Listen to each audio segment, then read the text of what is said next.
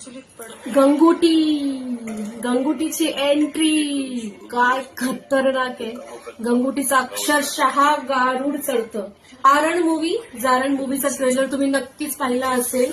लेखक दिग्दर्शक ऋषिकेश गुप्ते यांनी अकल्पित अशी कथा मांडली आहे. रहस्यमयी गूढ वातावरण भयावह वातावरण निर्मिती ही ए.व्ही. प्रफुल्लचंद्र यांच्या संगीताने ही किमया साधलेली आहे.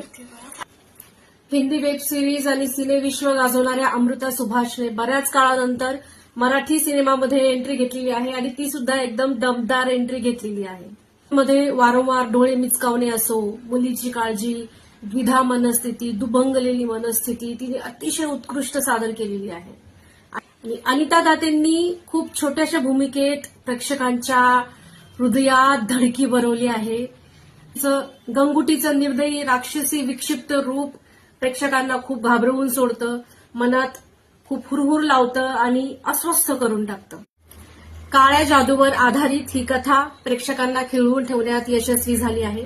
कथा साधी वाटत असली तरी खूप गूढ आहे. बाहुलीच्या भोवती फिरणारी रहस्ये, गावकऱ्यांची अंधश्रद्धा यांचं चित्रण फार उत्कृष्ट पद्धतीने केलं आहे. सध्या हॉरर मूवीमध्ये उगाच कॉमेडी दाखवण्याचा किंवा भरमसाठ गाणी भरण्याचा ट्रेंड चालू आहे, पण या मूवीमध्ये ना फालतू कॉमेडी सीन्स आहेत ना गाणी आहेत.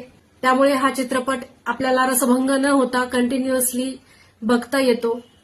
भीतीची नव्याने परिभाषा करणारा हा चित्रपट आहे असंच म्हणावं लागेल.